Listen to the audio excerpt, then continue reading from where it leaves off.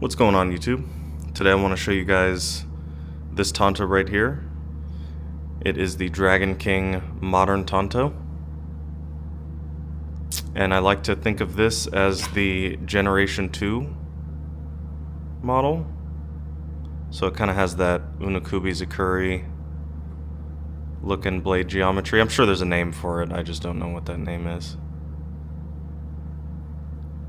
But I've seen some reviews on YouTube of the previous model with a different blade, and it looks like they made a couple of improvements for this one.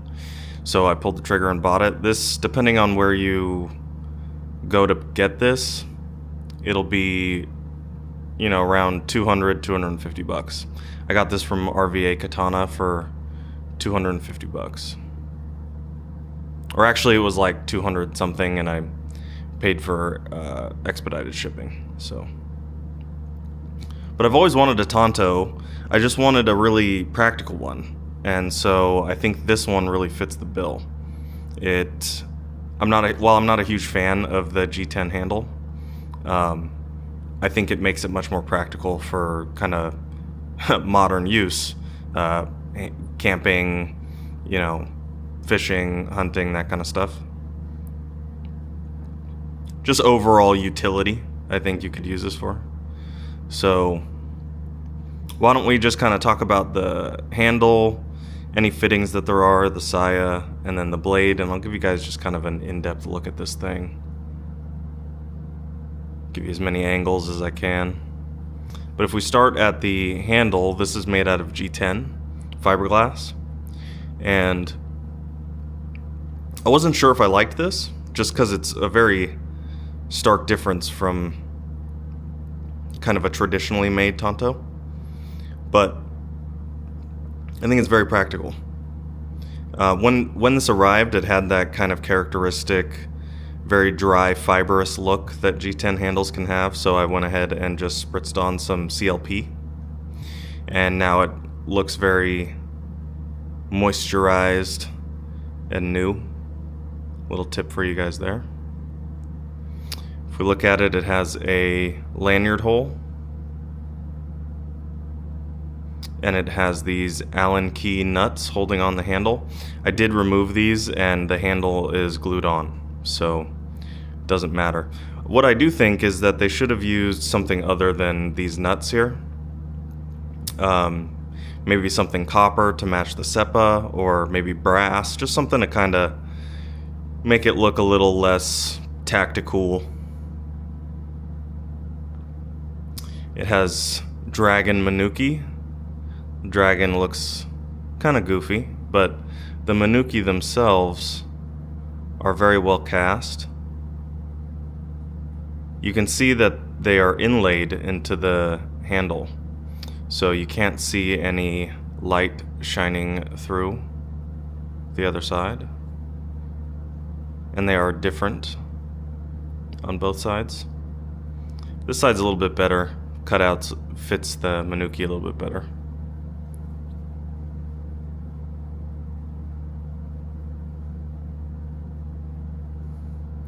And the shape of it is quite nice. Feels good in the hand. And the manuki really kind of fill out your grip. Especially for me, I'm left-handed, and this feels really good. This is perfect. If we look at the copper SEPA that we have here, so in some other reviews of kind of the first generation of this, the assembly, a few people had issues with the SEPA just kind of being not aligned properly or anything, and that is not a problem on this one. It looks perfectly aligned to me.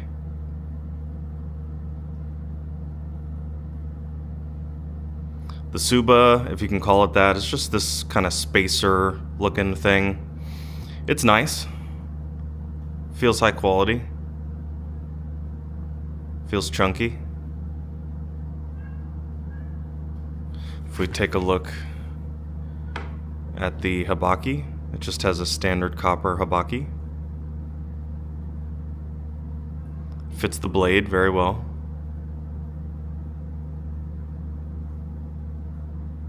Just a little bit of marring there, but This happens with all of these kinds of knives and swords.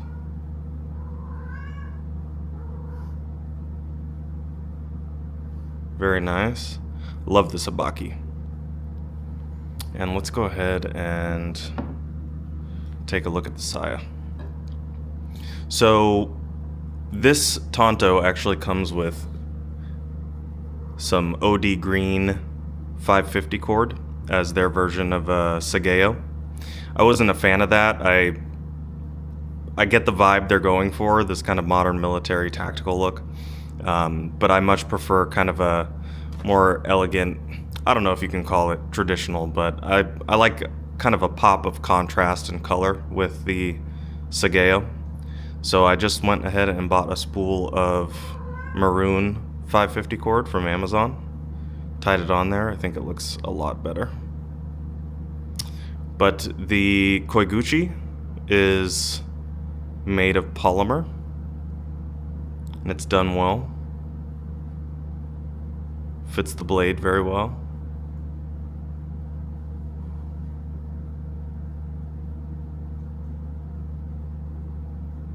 Has an ishime texture to it, so no fingerprints, which is nice. It also feels really solid. It's not that it's heavy or anything, but it feels like a solid item. It doesn't feel janky or like porous or anything. I don't know how to explain it, but it just feels like a unit. The Kojiri is also polymer.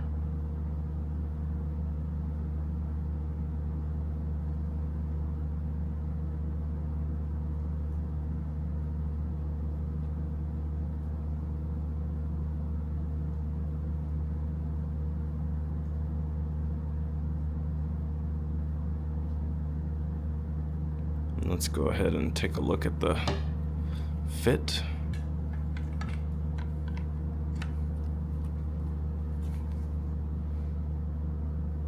It's not going anywhere. So fits the blade very nice. And let's go ahead and talk about the blade. So the first thing that you guys should know is that I have polished this. So when this arrived, you could see in this light here how the hamon looks very nice and kind of has that, like, I don't know, I think they call it a hazuya kind of looking polish to it. But this is, when it arrived, it was clearly kind of acid etched. They used some kind of acid etching to kind of make the hamon more pronounced. And the haziness on the blade kind of extended all the way, extended all the way to the bottom of the bohi and all the way along the flat of the blade here. So I thought it looked really terrible. It looked almost like there was a residue on the blade that you just couldn't get off. So I just went ahead and polished it, and I think it now looks incredible. This blade just looks sick. It's so sharp. Let's see if we can. It's very sharp. Let's get a look at the tip.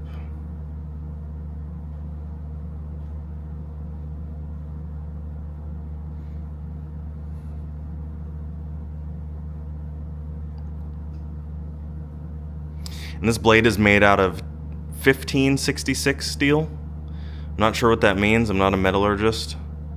Maybe someone can let me know what that means for durability in the comments, but it's just something about Dragon King, you know? It was my first actual katana. First well-made katana that I ever bought was the Dragon King Autumn Leaf. And there's just something about their blades, their fittings, everything just feels so well assembled and kind of sturdy.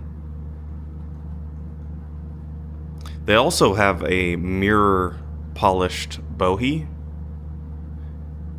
that looks incredible on the swords that have a bohi. Beautiful, beautiful Tanto. I'm really happy with this purchase. I think this will definitely slice up some ribeyes in the future. Give you guys one more quick look at the whole thing.